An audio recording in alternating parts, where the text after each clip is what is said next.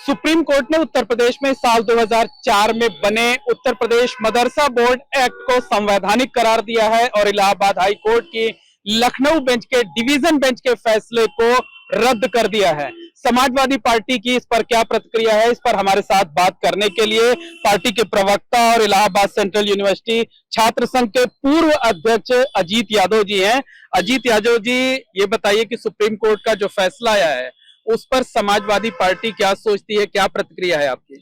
ये समाजवादी पार्टी का जो 2004 में मदरसा एक्ट, उत्तर प्रदेश मदरसा एक्ट बना था, समाजवादी पार्टी की सरकार में मुलायम सिंह यादव जी ने इस एक्ट को बनाया था और किस तरीके से मुसलमान बच्चों को अच्छी तालीम दी जा सके, मुसलमान बच्चों को अच्छी शिक्षा दी जा सके, उसको देखते हुए, क्योंकि सबसे ज्यादा अशिक्षा जो है आज देखा जाए तो जो आंकड़े निकल के आए हैं, जो सर्वे हुए हैं, उसमें मुस्लिम बच्चे सबसे ज्यादा अशिक्षित हैं।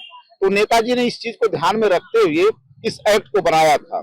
लेकिन 22 मार्च को मदरसा, ये सरकार जो है मदरसों में जांच करा करके लगभग 25,000 जो मदरसे थे उनकी जांच करा के कितने मदरसों को सरकार ने बंद कराने का काम किया और लगभग 16,000 जो मदरसे हैं उनके ऊपर सुप्रीम कोर्ट ने जो आज फैसला दिया, ये सराहनीय फैसला है और सम्मानजनक फैसला है और सुप्रीम कोर्ट को इसके लिए हम लोग धन्यवाद देते हैं समाजवादी पार्टी को, क्योंकि समाजवादी पार्टी कभी पंथ और सांप्रदायिक, धर्म, क्षेत्र और भाषा के खिलाफ, मतलब हम लोग इन सब के नाम पर, रंग भेद के नाम पर राजनीति नहीं करते। समाजवादी पार्टी धर्म निरपेक्षता की राजनीति करती है, समाजवादी पार्टी सांप्रदायिक सौहार्द की बात करती है, समाजवादी पार्टी भाईचारे की बात करती है। लेकिन जब से बीजेपी की सरकार आई है, चाहे वो उत्तर प्रदेश में चाहे वो केंद्र में, ये हमेशा हिंदू मुसलमान के खांचे में ले जाकर के चुनावी फायदा लेने के लिए इस तरीके की बातें करते हैं। और जो हाई कोर्ट की लखनऊ बेंच ने जो फैसला दिया था, आज सुप्रीम कोर्ट ने मुलायम सिंह के समय में 2004 में जो एक्ट बना था, उस एक्ट पर सुप्रीम कोर्ट ने जो मोहर लगाया है वो बहुत ही सम्मानजनक और सराहनीय कार्य है। तब जो समाजवादी पार्टी की सरकार में फैसला लिया गया था उस पर कोर्ट की मुहर लग गई है। हाँ, उस पर सुप्रीम कोर्ट ने मुहर लगा दिया कि यह असंवैधानिक नहीं, यह संवैधानिक है। तो इससे सरकार की भी मंशा और कहीं ना कहीं से न्यायपालिका भी जो है कुछ मुद्दों को लेकर के जो एक तरफा पार्टी बन जाती है, ये ठीक नहीं है। सुप्रीम कोर्ट का जो फैसला है वो निश्चित रूप से सम्मानजनक और सराहनीय है। लेकिन केवल हमारे ऊपर जो आरोप लगाया जाता है कि जब फैसला आया हाई कोर्ट का तो नेताजी के ऊपर जो आरोप लगा, लोग कहने लगे कि ये मुल्ला मुलायम सिंह है, मुसलमानों के यहाँ जाकर के टोपी पहन लेते हैं, इस तरीके का आरोप लगाने लगे कुछ लोग। तो हम उनसे पूछना चाहते हैं कि जब संस्कृत विद्यालय को माननीय मुलायम सिंह ने एडिट करके और तमाम जो विनियमित वहां पे पढ़ाने वाले लोग थे उनका नियमितीकरण किया, एडेड, और उनको वेतन देने का काम किया संस्कृत विद्यालयों को एडेड करके, तो केवल मुसलमानों के लिए ही नहीं, जितने भी जात भेद से ऊपर उठ के, धर्म से ऊपर उठ करके, भाषावाद से ऊपर उठकर, क्षेत्रवाद से ऊपर उठ करके नेताजी ने सबके लिए काम किया है और शिक्षकों की भर्ती किया। 2004 में जब मदरसा एक्ट बना तो उस वक्त बहुत सवाल उठाए गए थे, तमाम सियासी बयानबाजी हुई थी।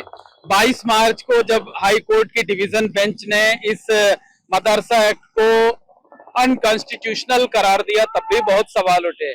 लगता है कि अब जितने लोगों ने सवाल उठाए उनके मुंह बंद हो जाएंगे। अब तो उनके पास बोलने के लिए कुछ बचा ही नहीं है, वो केवल गाल बजाने का काम करते हैं। अब इस मुद्दे को डाइवर्ट करने के लिए इस समय उत्तर प्रदेश में 9 विधानसभा सीटों पर चुनाव चल रहा है, तो जान ही रहे हैं कि क्या क्या नारे चलाए जा रहे हैं, किस तरीके से जातियों में नफरत फैलाने का काम किया जा रहा है चुनाव के नाम पर। काम तो इनके पास, इन्होंने कोई काम तो किया नहीं है, केवल हिंदू मुसलमान, मंदिर मस्जिद और ये गिरजा गुरुद्वारा के नाम पर ये लोग जिस क्षेत्र में जाएंगे उसी आधार पर, धर्म के आधार पर राजनीति करने का काम करते हैं। कभी लव जिहाद के नाम पर, कभी ये बताइए कि विधानसभा की जिन 9 सीटों पर उपचुनाव हो रहे हैं, अब समाजवादी पार्टी सुप्रीम कोर्ट के इस फैसले को मुद्दा बनाएगी? समाजवादी पार्टी इन सब चीजों को मुद्दा नहीं बनाती है।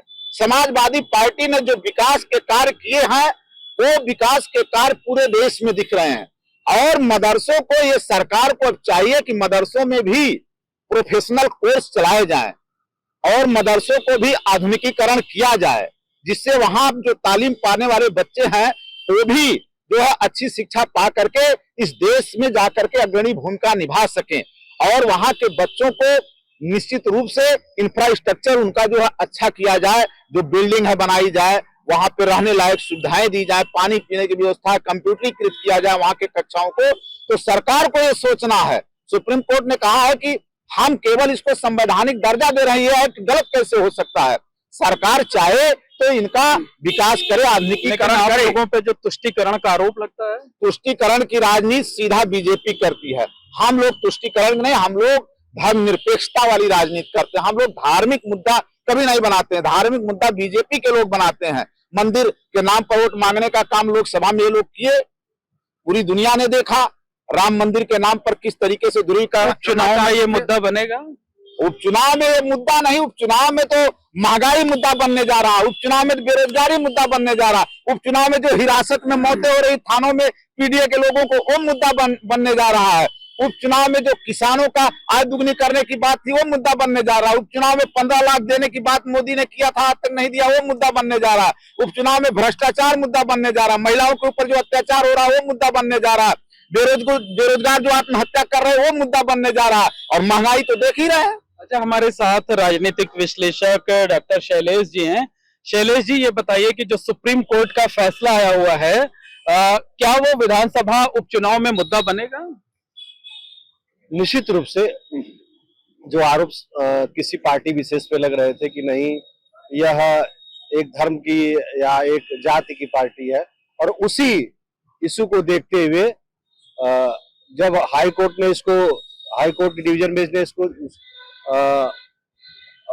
एक तरह से बंद करने की बात कही थी या सरकार की उन जांचों पर मुहर लगाई थी, तो सुप्रीम कोर्ट ने अगर उसको 2004 के मदरसा एक्ट को अगर सही माना है तो निश्चित रूप से मुद्दा बनेगा। और एक धर्म विशेष जो लोग नारा लगा रहे थे या कहते थे, उसको जोड़ के देखा जाएगा। निश्चित रूप से यह मुद्दा तो बनेगा और यह फायदेमंद रहेगा एक समाजवादी पार्टी के लिए कि उनका जो एक वोट बैंक है वो उनके साथ सेंट्रलाइज होगा। तो निश्चित तौर पर कहा जा सकता है कि समाजवादी पार्टी इस फैसले का स्वागत कर रही है, कोर्ट का आभार जता रही है, और उसका ये कहना है कि ये उन लोगों के मुंह पर करारा तमाचा है जो इस तरीके के मुद्दे को उठाकर समाजवादी पार्टी पर सांप्रदायिक होने और तुष्टीकरण करने का आरोप लगाते थे।